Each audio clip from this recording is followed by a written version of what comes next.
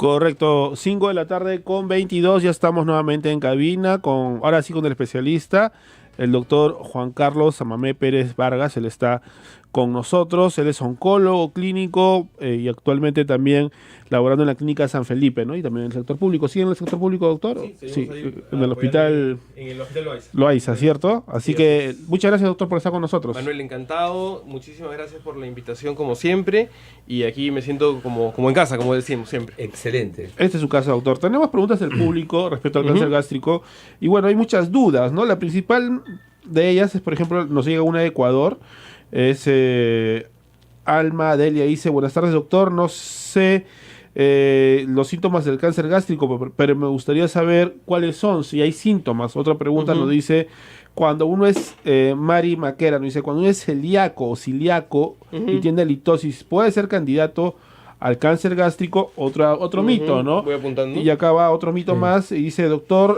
soy de Ecuador, disculpe, tengo gastritis, me recomendaron tomarme 3 gotitas de aceite de chil, que es una planta, estaba averiguando por allá. Y bueno, me está pasando y tengo temor de que esta gastritis pues, pueda ser un precursor del cáncer gástrico. Y así, la llamada anterior también fue respecto a la gastritis, ¿no, doctor Arispe? Antes de la pausa.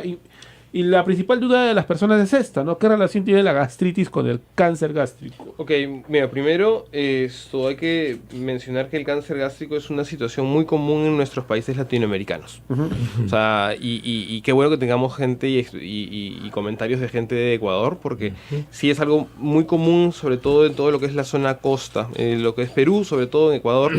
Y los síntomas principales, no necesariamente una gastritis se va a convertir en un cáncer gástrico. Eso sí hay que dejarlo bien en claro.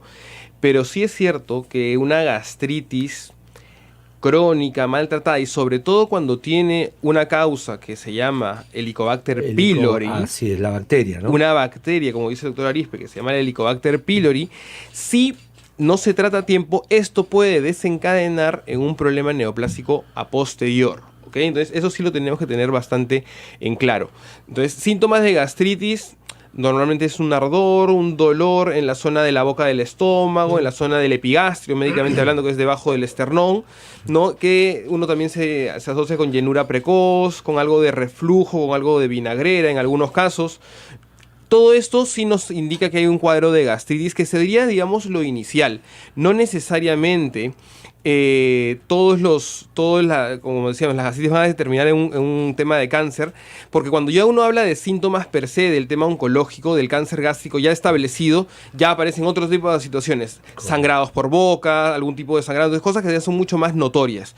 Pero creo que como estamos nosotros yendo a un auditorio y a todas las personas que nos están oyendo, que es un público general, yo creo que si tienen un cuadro de molestias compatibles con los síntomas que les he mencionado de una gastritis durante más de un mes, sí es necesario que vayan a su médico. Más de un mes, es necesario que vayan con su médico de cabecera, el cual determinará y dará un tratamiento, o si no, derivará al gastroenterólogo, el cual ya valorará la posibilidad de hacer alguna endoscopía, que es una prueba para meter un tubito por la boca para poder ver el interior del órgano llamado estómago, y ver de sacar algunas muestras para poder ver si hay algo malo o si hay alguna presencia de esta famosa bacteria. Básicamente para poder erradicarla, porque se puede erradicar con antibióticos, un tratamiento muy corto y muy práctico, y esto nos permite estar ahorrando cualquier situación a posterior y a futuro, básicamente, Manuel. O sea, lo más importante es que si hay una molestia abdominal, si hay una molestia como la refiere el doctor, definitivamente no dejarla, ir a la consulta médica, porque lo peor que uno puede hacer es que estemos con esta molestia y dejarlo, lo que usualmente es, doctora. Esto Así no es ningún descubrimiento, sí. Universitario, gente que está con mucha carga, con mucho estrés por aquí y por allá, lo abandona, y luego ya pues cuando llega después del médico general, de repente con un tratamiento llega al médico especialista, al gastroenterólogo, pues y accede, doctor, a endoscopía, porque ojo, hay mucha gente que le tiene miedo a la endoscopía todavía. Y eso es cierto, y eso creo que es importante tenerlo en mente y tenerlo en cuenta, porque una endoscopía es una prueba teóricamente invasiva, pero no te va a generar ningún tipo de dolor porque te ponen una sedación, pero es importante, y de hecho se tiene que hacer como una especie de detección precoz, como un screening, lo que se llama, ¿no? Es decir, en población sana a personas que tenemos más de 40, 45 años deberíamos tener o deberían tener una endoscopía digestiva alta ya de inicio, desde esa edad, para poder saber de que no haya ningún tipo de problema. Entonces eso sí es importante tenerlo en mente, ¿no? Porque los síntomas no los puede uno dejar pasar. Yo sí ir con el médico si es necesario, principalmente un médico general, un médico de cabecera, y si es necesario ya la derivación al especialista. Con respecto al tema de la pregunta de si había una vinculación con la enfermedad celíaca, no hay una relación directa. ¿Okay? Un celíaco tiene los mismos factores de riesgo para poder establecer un cáncer gástrico. El cáncer gástrico, los factores de riesgo principales son el tema del tabaco, el tema de una alimentación no rica en frutas y sí rica, por ejemplo, en muchas carnes rojas. Carnes rojas me refiero más de 3 veces al día y todos los días de la semana, cosa que nadie lo hace. Y carnes encima procesadas, como hemos hablado, ¿no? Argentino. Exacto, y ni siquiera el fin de semana estuvimos conversando con gente de Argentina, con un oncólogo argentino. O en Argentina también hasta la carne está muy cara. Exacto, sí. Más allá del tema de esa situación del costo, el tema es de que es un tipo de carne que es una carne procesada y recontrafrita, es como comer parrilla todos los días 3 veces por día, entonces no es el caso. Y lo que sí también puede ocasionar es el tema el tabaco, lo que mencionamos. El tabaco principalmente, el tema del consumo de carnes rojas. El alcohol, doctor. Producidas, alcohol también, alcohol en abuso, el tabaco, las carnes rojas muy producidas, y el tema de una dieta pobre en frutas, pobre en fibras. Todo eso nos puede generar algún tipo de factor de riesgo para poder desarrollar. O sea, los embutidos son un gran problema, son súper procesados. Sí, correcto, pero tampoco no vamos a destruir los embutidos. Claro, ¿no? O sea, significa de que comer embutidos pues unas 3, 4 veces por semana, pero no abusar tampoco de ellos. Pero las cantidades también son importantes. Es el volumen, obviamente, la cantidad. ¿No? Una lonjita de jamón no te va a generar ese problema, ¿no? Tenemos una llamada del público, doctor, me parece. ¿Sí, Abad? Marisol de Callao. Correcto. Adelante, Marisol, con tu pregunta. ¿Se fue? Se fue. Bien, tenemos más llamadas al 613-1701, 613-1709. Repetimos, 613-1701, 613-1709. Hay preguntas en redes también, productor, antes usted. Sí, para que no se me vaya, autor, estaba el otro día en una panadería y la verdad que, bueno, se me había antojado un embutido X, pero la verdad ¿Cómo, que doctor? ¿Cómo, doctor? Bueno, de vez en cuando, ya está por bien. favor, un gustito, como dice el doctor. Sí. Pero la verdad que uno más o menos conoce de algunos tipos de embutidos de cierta calidad. Correcto. Que tienen su autorización y todo, y me dieron un nombre y vi la bolsa y no tenían ningún registro. La verdad que es increíble. Y aquí, como salubrista, una llamada de atención, pues por favor, a las autoridades. ¿Cómo es posible que no revisen? Porque todo lo que es de consumo público tiene que tener una autorización sanitaria. Así es, totalmente de acuerdo. Aunando con las preguntas anteriormente, creo que una pregunta de Ecuador con respecto al tema de una medicación naturista y el tema de gastritis. Chilca se llama. Exactamente, ¿no? Yo creo que más que una medicación basada en plantas, yo creo que básicamente si hay algún tipo de problema, mejor acudir al médico, ¿no? Y de paso, Ecuador, que el próximo mes vamos a estar por ahí, tengo que dar unas par de conferencias por ahí. Entonces ahí al final dejamos los datos, doctor. Sí, bueno, es un curso, es interno. Cosa, pero sí, pero tengo que ir a justamente una capacitación, básicamente ahí a un hospital. Correcto. Pero nada, ya estaremos por ahí. Listo, así que vamos a resolver una llamada del público. Adelante, ¿de quién se trata? Desde Vitarte, Edith, buenas tardes. ¿Cuál es tu pregunta, Edith? Sí, hermano, disculpe, quisiera preguntar acerca de ese que usted dice acerca del cáncer al estómago. Dígame, he escuchado yo que cuando le hacen la endoscopía, dice que a partir de esa fecha ya la persona está en peligro, dicen. Otro mito, ¿no? Correcto. Las Edith, endoscopías, doctor. Muchas gracias por la pregunta. No es que sea una situación así, no es que esté en riesgo la persona, al contrario. La endoscopía, lo que pasa es que normalmente la gente la hace cuando ya está muy avanzada la situación. O sea, ya cuando va al hospital la persona por las molestias, que ya no solamente está con los dolores de gastritis, sino ya incluso ya ha sangrado por boca, ya ha vomitado sangre, obviamente se tiene que hacer una endoscopía. Entonces no es que la endoscopía me empeore la situación, sino que la persona acude al hospital y se le hace la endoscopía cuando ya está mal la situación, ¿no? Cuando ya quizás la situación no está en situaciones o en etapas tempranas donde más podemos realizar algún tipo de actividad. Entonces no es que la endoscopía empeore. No, al contrario, no, la endoscopía es una herramienta fundamental y eso sí es importante decirlo. No hay diagnóstico de cáncer gástrico si no hay una endoscopía de por medio.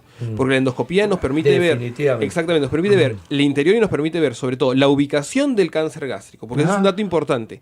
No es lo mismo tener un cáncer en la zona superior del estómago, que es la zona del cardias, en la zona medial, que es el cuerpo, o en la zona inferior, que es el antro. ¿Por qué no es igual, doctor? Porque se ha visto en últimos estudios que molecularmente hablando, genéticamente hablando, hay cambios a ese nivel, al nivel de la zona la zona de arriba, la zona cardial, la zona del medio y la zona de abajo. Digamos, la estructura es diferente. Y los cánceres que se producen en cada una de estas zonas son diferentes y en algunos casos tienen un tratamiento diferente. ¿Por qué? Porque si tienes alguna molécula, ya eso es algo mucho más técnico, cambiada, entonces tengo que dar un tratamiento A o un tratamiento B. Eso es algo que es reciente. Hablo de más o menos de los últimos 2 años, el último año. Es algo que estamos viendo y por eso es importante la endoscopía que nos diga dónde está el tumor, primero, y segundo, si es que está cerrado o no, porque otra de las características que ocurre con el cáncer gástrico ya muy avanzado es de que el estómago anatómicamente recordemos que se conecta con el intestino delgado. Correcto. ¿Cuál es el problema? De que a ese nivel, al nivel del el intermedio entre el estómago y el intestino delgado, es donde se asientan la gran mayoría de tumores. ¿Y qué ocurre? Se cierra prácticamente el tumor, lo que hace es un tubo, una cañería, la cierra totalmente y el paciente lo que come lo vomita. Correcto. Lo que come lo vomita. Entonces, eso es lo que se llama un síndrome pilórico. Y lo que nos ayuda a ver la endoscopía es cuánto es el grado de cierre. Entonces no tiene que tener temor a la endoscopía nuestro. En lo absoluto. Para cerrarlo más brevemente, el mensaje de la endoscopía es importante primero porque nos hace el diagnóstico, porque nos toma la biopsia. Segundo, nos dice dónde está el tumor, que para nosotros los oncólogos y los gastroenterólogos es importante. Y tercero, nos dice cuánto es el grado de cierre, para poder saber si tengo que entrar con un tratamiento o con otro. Excelente la respuesta del doctor. Yo creo que después de esto no tienes excusa, estimado oyente, de evitarte para no hacerte la endoscopía tú o tu familia. Hay una llamada del público antes de entrar al Facebook. Abad. A ver, nos confirma, si no vamos a entrar con las preguntas de redes sociales. Se fue. En todo caso vamos a resolver las de redes sociales. Florencio nos saluda desde Nuevo Chimbote. Luz nos pregunta nuevamente sobre gastritis. Cuando toma la pastilla siente que el estómago se le pone como duro, le tiene dolor, ¿no? Cuando toma la pastilla. Ir al gastroenterólogo. Ir al gastroenterólogo mejor, porque obviamente, incluso el gastroenterólogo lo que intenta es dar un tratamiento contra la gastritis los primeros días. Y esto no responde ir a una endoscopía. Y generalmente puede haber ahí un Helicobacter pylori de por medio. Después dice Maritza si el reflujo es algún síntoma que debe revestir peligro. Dice que cada vez que come a los 5 minutos se le regresa la comida y tiene mucha acidez, ya perdió peso. Nos dice. Eso de ahí, como vuelvo a repetir, creo que la gran mayoría de las inquietudes vamos a tener que poner un cartelito abajo, ir al gastroenterólogo, porque creo que es mejor pecar de exceso que de efecto, sobre todo en este tipo de síntomas que muchas veces son síntomas muy inespecíficos, ¿no? O sea, el ardor, el reflujo puede ocurrirte incluso cuando has comido algo muy grasoso, algo muy fuerte, pero si esto se repite varias veces, o sea, en la respuesta para acá está bajado de peso. Y ha bajado de peso, eso me indica que ya hay un tiempo que ya se viene produciendo esta molestia. Entonces ya hay que prestarle atención. La última en redes dice, doctor, ¿hay cura para el Helicobacter pylori? Saludos desde el Callao. Bueno, al rico Callao, al rico Chimpún Callao, decirle que sí, efectivamente hay cura para la situación del Helicobacter pylori y el tratamiento es con antibióticos. Es un esquema que se dan 3 antibióticos, es un esquema bastante breve que se da y responde bastante bien. Eso se da, lo pueden dar los internistas o los médicos gastroenterólogos, sin ningún tipo de problema. Así que adelante, estimada Marisol. Llamada del público. Nos salvamos hasta el norte, Piura. Mario, buenas tardes. Buenas tardes, buenas tardes, Dios lo bendiga. ¿Cuál es tu consulta, Mario? Doctor, escúcheme, yo tengo 57 años, ¿ya? Y cuando yo tenía más o menos una edad de 17, fui al Hospital Santa Rosa en Lima y me detectaron que yo tenía úlceras gástricas. Entonces, desde ahí me prohibieron varias comidas como frijoles y sucesivamente huevos, pero yo dejé de comer eso. Ceviche no lo como, desde que tengo esa edad ahorita no tomo ceviche. Un piurano sin comer ceviche. Una tortura de esa. Eso debe ser muy fuerte. Parece mentira, ¿no es cierto? Mario, continúa, sí. Entonces, pero cuando como, por ejemplo, que las ricas tortas de acá de Piura, Tambo Grande y La Loma, riquísimas. Torta romeña, y exacto, me comí un pedacito, se me hinchó el estómago, se me llenó de gases y me trastornó el estómago. Pero cuando no hago eso, doctor, ¿ya? O sea, yo no hago esos desarreglos porque ya conozco cómo es mi estómago. Dígame, a mi edad que le estoy diciendo que tengo, ¿ya? Y gracias a Dios, pues, que me ha controlado. Yo creo que Diosito me ha controlado, porque hasta la edad que tengo, desde ese tiempo, ya no he visitado. Mario, una pregunta. Cuando fuiste hace muchos años al Santa Rosa, ¿te llegaron a hacer una cirugía o solamente hicieron el diagnóstico nada más? Me hicieron un diagnóstico y en Piura me hicieron... Pero no te operaron, no te operaron. No, absolutamente nada. Porque eso, mira, pero en Piura sí me hicieron un examen, que me metieron una jeringuita, una cosa, y me vieron, sí, ya, y me dieron una medicina y suficiente. Ya estoy que le hablo como unos 20, 30 años atrás. Ya, mira, exacto. Y tu pregunta básicamente es, para tener la idea clara... Exactamente. Y ahorita, por ejemplo, digamos, a mi edad que tengo, ¿por qué es que, por ejemplo, yo como plátano de seda, se me hincha el estómago, se me lleno de gases? Y como, por ejemplo, esas cachanguitas que venden por acá, acá en el norte, se me hincha. No, dejo de comer eso. Perfecto, Mario. Creo que nos quedó bastante clara la idea. Mira, vamos a contestar. Muchas gracias, Mario. Escucha por la radio. Mira, primero, tú sabes de que hacer consulta telefónica y radial no se puede. Claro. Entonces, lo primero es que te aconsejo que vayas a tu médico para que le comentes esa situación, al médico de cabecera de tu centro de salud más cercano, o si no, con un gastroenterólogo. Que se te hinche la barriga luego de comer alguna comida, inclusive no tan pesada, puede tener múltiples motivos. Puede ser un problema, lo que se llama una dispepsia, y eso puede ir en relación, pues, desde cuadros de piedras en la vesícula, pasando también por el tema de que tu estómago puede estar un poco más sensible, ¿no? Entonces, yo creo que sería adecuado que vayas a tu médico, un médico de cabecera, le comentes esto, o si no, a un gastroenterólogo, y es muy probable que si estas molestias persisten, te tengan que hacer una endoscopía. Cuando has tenido algún tipo de úlcera, y eso cojo la situación, es un factor de riesgo. ¿Por qué? Porque antiguamente... ¿Qué es una úlcera, doctor? Básicamente, ¿por qué se producen? Correcto, una úlcera es una llaga. Entre comillas, una herida que se produce dentro del órgano llamado estómago, una mucosa. Ya cada vez se ven no tan frecuentemente por el arribo de los nuevos medicamentos, pero antiguamente, hace 20, 30 años, cuando uno estaba sometido a problemas de estrés y tenía la gastritis a repetición, generalmente mediada por una Helicobacter pylori, a veces, lo que ocasionaba esto era de que la mayor producción de ácido internamente generaba una herida en el estómago, y esta herida podía llegar a sangrar. No necesariamente una úlcera significaba que era un cáncer, pero ¿qué se hacía antes cuando sangraba? Lo que se hacía era, se cortaba el estómago, se hacía una cirugía de estómago, ¿no? Entonces, al hacer una cirugía del estómago, era el tratamiento que antes se tenía, porque no se tenían los avances que se tienen ahora. ¿Y por qué lo menciono esto? Porque en algunos pacientes que han tenido cirugías gástricas hace más de 20 o 30 años, en esa cicatriz, en ese muñón, podría asentarse un nuevo cáncer. O un cáncer, mejor dicho. Eso es algo que estamos viendo, que también se ve, ¿no? Pacientes, o como factor de riesgo, pacientes que han sido operados hace 20, 30 años antiguamente de cirugías de úlcera, que han quitado parte del estómago, a veces en esa cicatriz puede asentarse un cáncer. Por eso hay que tener monitoreo con medio de endoscopías. La endoscopía prácticamente va a ser la reina de esta entrevista, porque es lo que nos permite ver casi de forma directa y estar en contacto con el interior del estómago y ver y descubrir si hay algún tipo de problema o no, básicamente. Correcto. Vamos a hacer una pausa, doctor, y luego volvemos, porque aún hay muchos temas relacionados al cáncer, estadísticas también que quisiéramos compartir con el público, cuál es el cáncer más común, el cáncer del estómago, en qué puesto se encuentra en el Perú respecto a Latinoamérica, y vamos a ver también algunos elementos que el doctor Arispe estaba comentando, ¿no? Por ejemplo, el tipo de sangre, el color de piel, si hay algún elemento que influya, o el tema hereditario también. Así que ya volvemos. Perfecto. Llámenos al 613-1701, 613-1709. 10 minutos, último bloque para hablar de cáncer gástrico. Doctor, hay estadísticas importantes. ¿Cuáles serían para usted a nivel nacional las que podríamos destacar y a nivel regional? Mira, a nivel nacional, yo creo que es importante mencionar cáncer gástrico. Hablamos que es el segundo cáncer que se diagnostica más en varones.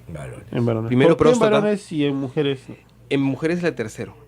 Ah, correcto. Entonces estamos, digamos, que por ahí. O sea, tanto digamos que estamos muy parejos. Digamos que el primer cáncer en varones es próstata, después gástrico, y en mujeres primero es cáncer de cuello uterino y mama, y luego viene bien, gástrico. o sea, prácticamente estamos igual. Estamos casi iguales. Claro. Y, sin embargo, sí hay un detalle, de que es el que más se diagnostica, pero también tiene alta tasa de letalidad. ¿Y esto por qué? Pasa porque muchas veces uno no le da la relevancia, se diagnostican en estadios ya un poco avanzados. Tarde. Y las opciones terapéuticas para cáncer gástrico han avanzado bastante, han mejorado muchísimo. Sin embargo, ¿cuál es la situación? Han avanzado muchísimo. El tema es de que para manejo de cáncer gástrico se necesita una visión multidisciplinaria. O sea, se necesitan que se sienten en una mesa a conversar los cirujanos, los oncólogos y los gastroenterólogos. ¿Por qué? Porque depende del momento en el cual encuentras el tumor para saber cuándo tienes que entrar y qué tienes que entrar. Correcto. Vamos a poner un ejemplo claro. Tenemos un paciente que tiene un prototipo.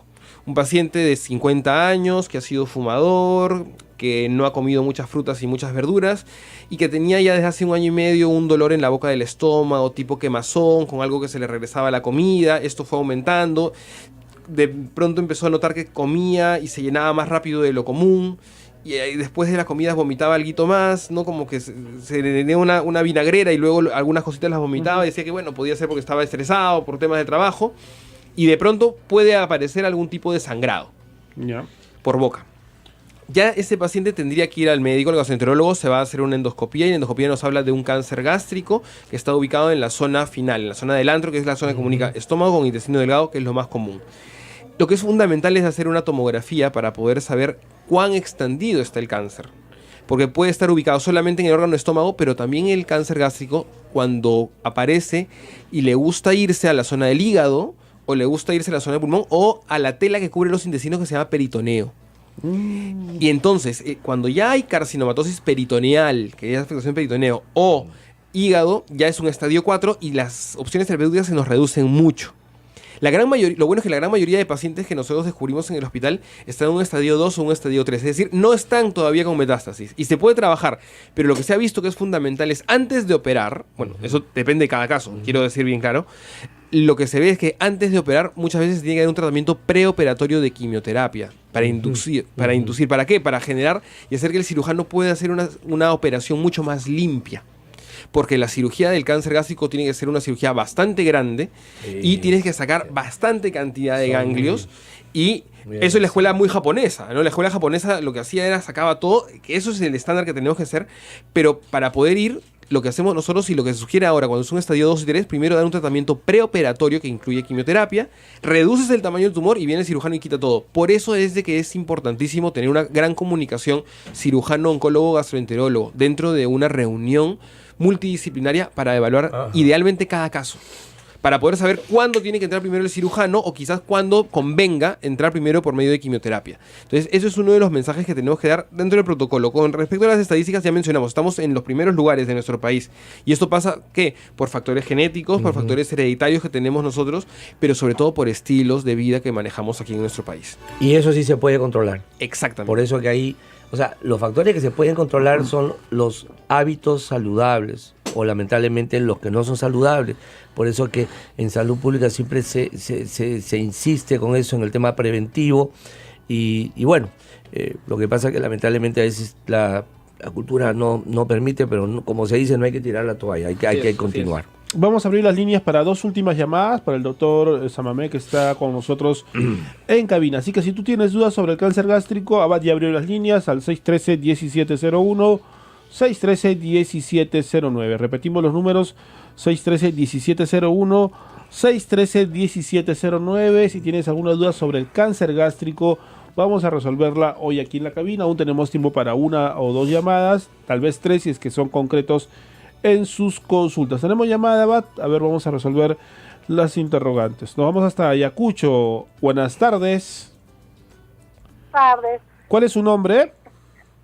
Leila. Queremos hacer una consulta. Sí. Te escucha el Hola, doctor. Leila, ¿cómo estás?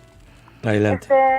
Bueno, a veces es mi hijita la niña, entonces se siente lleno su estómago, le da muchos gases y a veces cuando come un poquito más quiere vomitar. Entonces no le permite consumir más alimento y a veces, raras veces ha tenido que arrojar un poco de sangre. Yo quería saber, no sé qué, en ese caso, ¿qué puede hacer? ¿Ya la llevaste al pediatra? Sí, ya se le llevó al pediatra y el pediatra, bueno, solamente nos da como calmantes, pastillas y jarabes y que no le pasa con eso. Sería bueno que quizás consultes nuevamente con el mismo colega, o quizás dentro de la especialidad de pediatría hay algunos pediatras que se dedican más a la parte gástrica, ¿no? Gastroenterólogos pediatras. Lo que tú mencionas, a ver, normalmente el cáncer gástrico, la edad promedio es 50, 70 años. ¿Ok? Entonces, muy niño, ¿no? Es muy niña para ello. Yo creo que lo que pueden ser incluso hasta problemas infecciosos de parásitos, pueden ser cualquier otro tipo de situación, yo creo que no vinculado más tanto al tema oncológico. De todos modos, yo sugeriría que quizás consultes nuevamente con el colega que le había visto a tu niña, y si no, pues quizás preguntes con algún otro gastroenterólogo pediatra para poder estar más tranquilos. ¿Okay? Correcto. ¿Más llamadas del público? Buenas tardes. Muchas gracias por tu llamada, Ayacucho. ¿Tenemos más llamadas, Abad? Nos vamos hasta Jaén. Daisy, buenas tardes. Sí, aló. ¿Cómo estás, Daisy? ¿Puedes bajar el volumen de tu radio, por favor? Para que no tengamos acoplamiento. O dificultades en la comunicación. ¿Correcto, Daisy? ¿Bajaste el volumen de la radio? Sí. Sí, ya. Bueno, ¿cuál es tu pregunta en todo caso? Bueno, yo antes he tenido gastritis y ahora, después del tratamiento, ya ahora como normal, pero cuando como demasiada grasa, o sea, chancho o algunas frituras, se me pone en vinagrera el estómago y me hace botar así algo ácido por la boca. ¿A qué se debe eso? Eso de ahí, Daisy, puede estar más vinculado con lo que se llama una enfermedad de reflujo gastroesofágico, ¿ok? Y esto pasa porque quizás, digamos que tu estómago digamos que no procesa, no es que no procese, sino que es la velocidad de pase de los medicamentos y de los alimentos, y algunos alimentos que son un poco más pesados demoran un poco más de tiempo en pasar, ¿no? Entonces, para ello hay algún tipo de medicación que estoy seguro de que si tú lo comentas con un gastroenterólogo te podrían ayudar. Eso se maneja bastante bien, y también parte por un poco del tema de la dieta, ¿no? Porque quizás habrá que hacer un tema de una dieta no tan copiosa en cosas pesadas, en grasas, ¿no? Durante un tiempo para que esto nos mejore, pero eso sí se puede manejar. De todas maneras hay que hacerlo ver. Que esto tenga algún tipo de vinculación oncológica o vinculada con el cáncer, no. Pero de todas maneras creo que como es una molestia repetitiva que tú mencionas allá en Jaén, donde la comida es bastante también copiosa y contundente, ¿no? Eso sí es importante. Importante mencionar eso, porque regreso al tema de los factores de riesgo, ¿no? El tema de las comidas muy saladas, con esas que están ya curadas. Por ejemplo, en la selva, ¿no? Sobre todo por eso cojo de el las tema. Comidas, doctor, ahumadas. Exactamente, las comidas ahumadas. En la literatura sobran las evidencias. Exacto, carne muy salada o salazón, ¿no? O curada con humo, ¿no? Eso de ahí, sí se consume con mucha frecuencia, puede generar problemas a nivel a nivel gástrico. Y eso, lo que está casi definido que eso genera un problema mayor. Una recomendación, ¿no? Porque la parrilla, por ejemplo, sí, o sea, como tiene que pedacitos de quemadura, que son los nitratos, eso puede generar a repetición problemas oncológicos, obviamente. Si uno consume parrillada, come carnes a la parrilla, digamos, 3 veces por día, o sea, cantidades muy, muy, muy importantes. Esto sí nos puede generar problemas, pero se ha visto en algunos estudios de que para poder aminorar la cantidad de esto, el comer un plátano después de comer una parrilla nos ayuda. ¿Por qué? Porque la fibra del plátano captura estos nitratos y los ayuda a que puedan irse, digamos, por el tracto digestivo. Entonces, una sugerencia, parrilla, plátano. ¿Y qué estarán haciendo nuestros colegas en Argentina? Porque yo tengo pues un hijo que ya está terminando por allá y me dicen que ahí en el hospital de Quilmes, creo, que me contó, bueno, un hospital por ahí cerca de la provincia de Buenos Aires, donde pues allá los colegas tienen su lugar para, ellos le llaman para el asado, ¿no? Claro, para el asado. Sí. Y que es obligatorio, están trabajando ahí, pero a la hora del almuerzo se hace su parrilla, qué sé yo. Sí. Y la verdad que deben estar ya contraatacando todo lo que estamos hablando. Y es curioso, porque no solamente en Argentina, sino también en otros lugares donde se suele comer mucha carne roja, que es en España también, y embutidos. Y embutidos, sí. Pero sin embargo, ¿no? Las tapas, ¿no? El jamón, que es el jamón curado. El jamón, ¿no? Ibérico. El jamón ibérico, ¿no? Pero sin embargo, en esos lugares no es tan frecuente el cáncer gástrico, lo que te da a entender de que es un factor de riesgo la alimentación, pero no es la única. Debe tener pues una alimentación mucho más sana que la nuestra, correcto, ¿no? Vegetales, correcto, la dieta correcto. mediterránea. Así hablan el tema de la dieta mediterránea. Eso es la ventaja. ventaja, ¿no? Puedes contrarrestarlo por medio de una dieta mucho más basada en verduras, frutas, legumbres, porque contrarrestan el tema de la cantidad de factores quemados que nosotros podemos llevarnos por la boca, ¿no? Doctor, ¿algún dato de contacto para el público? Ya estamos por terminar, para que lo ubiquen en el hospital o en la clínica, ¿no? Bueno, estoy en el Hospital Loaiza, en la Clínica San Felipe, si ustedes desean, en el Centro Oncológico Aliada, y si no, en mi página, como siempre, en Aprendiendo sobre el Cáncer. Aprendiendo sobre el cáncer. Eso es en Facebook y próximamente ya como página web, aprendiendosobreelcáncer.com. Ah, qué bueno, ya compró el Tremendo. dominio, doctor. Está puesto y está construyéndose. Si Dios mediante, a fin de mes ya tenemos la página, así que aprendiendosobreelcáncer.com, donde también podrán ver esas entrevistas que estamos poniendo por aquí también. Qué bueno, ahí le va a poner mucho punch al tema de comunicaciones, entonces, doctor, porque eso es importante, ¿no? La información, la difusión y sobre todo Y la prevención, Manuel. La ¿no? prevención es importantísima. Casi todo tiene que ver con el tema preventivo, más en el cáncer, porque todavía da mucha pena, doctor, ahí yendo a unos casos al INEN, ¿no? Al nuestro instituto emblemático del cáncer. Pero ¿para qué, doctor? Para hacer una cirugía de esas de guerra y Sí, estar sí, sacando sí, casi sí. todo el estómago y todo. Y no se entra el estómago, bueno, o sea, teniendo el tema de la prevención, así que no nos cansaremos de, creo que incluso hasta nuestras hojas curriculares de la universidad deberían cambiar. Es fundamental lo que usted dice, doctor Arispe. Creo que como mensaje final, y agradeciendo siempre la oportunidad, es si no tienes el tema de cáncer de estómago, que es la gran mayoría de gente que nos está escuchando, prevenir. Los síntomas ya los hemos mencionado, una endoscopía a partir de los 40 años, fundamental, ¿ok? No nos va a generar ningún problema para agravar la endoscopía, no agrava el cáncer, al contrario, nos ayuda a prevenirlo. Y si tienes un problema de un cáncer gástrico, un familiar, si bien el cáncer gástrico es un poquito rebelde, a diferencia de otros, se ha avanzado muchísimo. Tenemos muchos más abordajes quirúrgicos, muchos más abordajes en tratamientos y estamos logrando muchas ventajas y hacer que la enfermedad se cronifique cuando está en estadios avanzados. Cuando está en estadios tempranos podemos obviamente curar, que es la menor cantidad de veces, pero en estadios intermedios tenemos herramientas, así que no dudes de tener algún problema, ir al hospital, a tu médico más cercano, porque créeme de que tenemos opciones de tratamiento para poder ayudarte y ayudar a tu familiar. Muchas gracias, doctor Juan Carlos. Doctor Arispe, muchas gracias. Ahí estamos. Y vamos a estar trabajando pues en materia de prevención con el doctor en futuros programas también aquí en cabina. Así que nos despedimos y nos encontramos Dios mediante el próximo lunes.